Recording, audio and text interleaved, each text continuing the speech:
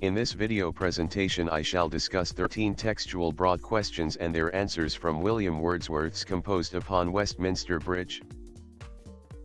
Now my dear students, I welcome you all to my educational channel. The name of my educational channel is Priyankar Dutta. Here you will find video presentations on English language and literature of school level, college level as well as of competitive examinations. Now let us move to the main focus of this video presentation. 1. Earth has not anything to show more fair. How does the poet, in the rest of the poem, establish the word fair? Answer: the word fair means beauty. The poet says that the beauty of London be seen only early in the morning. Therefore he compares this beauty to a dress. What contributes to this transitory beauty is the smokelessness of the air. To be precise, ships, towers, domes, theaters and temples appear to be fully exposed to the sky. Moreover, the radiance of the sunlight increases. It helps in the increase of beauty of the valley, rock, and hill. The one quietude of the atmosphere helps one in the enjoyment of this beauty. So the poet concludes that this beauty of London is the most beautiful thing on the earth. 2. A sight so touching in its majesty. What is the sight referred to here? How does the poet describe the sight? Answer: the sight referred to here is the beauty of London experienced from the Westminster Bridge early in the morning. The poet describes the sight as the most beautiful thing on earth. The smokelessness of air and atmospheric quietude contribute to this beauty. As the factories of London have not yet started working, the air is devoid of smoke. As a result, temples, theaters, domes, ships, and towers can be seen clearly from the far-away open fields. Again, the sun seems to have come in its original radiance. As a result, valley, rock, and hill seem to be more beautiful than ever. Thus nature and beauty become synonymous. 3. Ne'er saw I, never felt, a calm so deep. What prompts the poet to say so? Answer: Wordsworth comes to the Westminster Bridge early in the morning. From there he looks at London and discovers its unique beauty. Since it is early in the morning, most of the people of London are still having their sleep. Consequently, the normal activity of London has not started yet. Moreover, the factories for which London is so famous have not yet started working. Naturally, quietude prevails in the atmosphere. This quietude helps the poet to enjoy the unique beauty. This beauty consists in the ships, towers, domes, theaters and temples being exposed to the fields and to the sky. It also consists in the glowing nature of valley, rock, and hill. This beauty prompts the poet to say so. 4. The poet uses words like silent, bare, and calm in order to describe London. How does this atmosphere give the city a special character?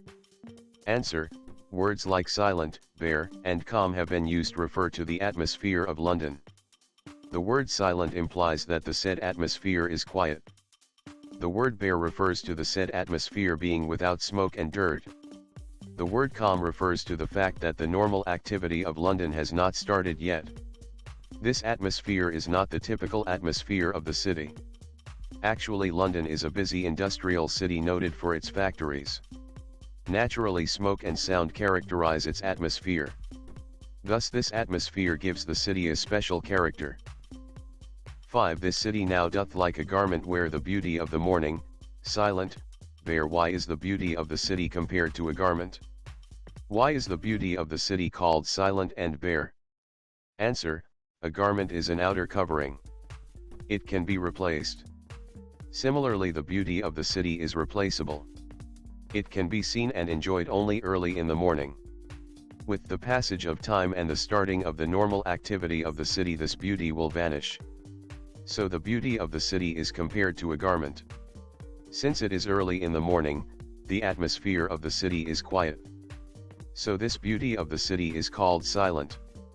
There is no smoke and dirt in the air at this time. Naturally, the beauty of nature can be seen fully. That is why the beauty of the city is called bare. 6. Dull would he be of soul? Who would be dull, of soul? Why would he be called so? Answer: a person who would remain apathetic to the beauty of London early in the morning seen from the Westminster Bridge would be dull, of soul. The beauty of London early in the morning seen from the Westminster Bridge is a unique one. Apparently London is an industrial town noted for its factories. Naturally, smoke envelopes the atmosphere and it prevents a view of the beauty of nature. However, early in the morning the air remains free from smoke. This smokeless of air presents the beauty of nature to the onlooker.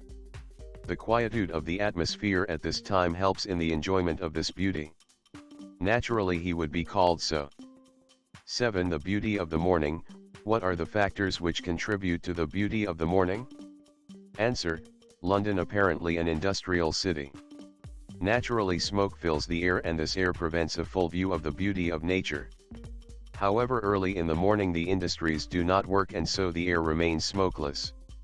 This smokelessness of air helps one to see the beauty of nature. Moreover, at this time the atmosphere remains quiet. This quietude gives one the placidity of mind which helps to enjoy this beauty fully. Thus both the smokelessness of air and the quietude of the atmosphere contribute to the beauty of the morning. 8. What objects of the city and nature are mentioned in the poem composed upon Westminster Bridge? Answer: in Composed upon Westminster Bridge, different objects of the city and nature are mentioned in connection with the beauty of nature in London early in the morning. The objects of the city mentioned are ships, towers, domes, theatres and temples. The word domes may refer to St. Paul's Cathedral. Apart from this, the other object are purely common nouns. The objects of nature mentioned are fields, sky, valley, rock, hill, and the river. The river refers to the Thames. Apart from this, other objects of nature are not proper nouns. All these objects are said to form collectively the beauty of nature.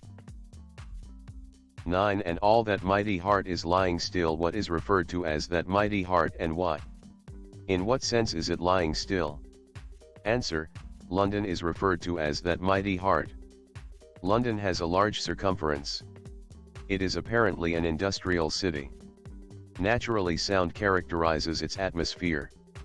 Because of the juxtaposition of large size and noise, London is called that mighty heart. It is early in the morning.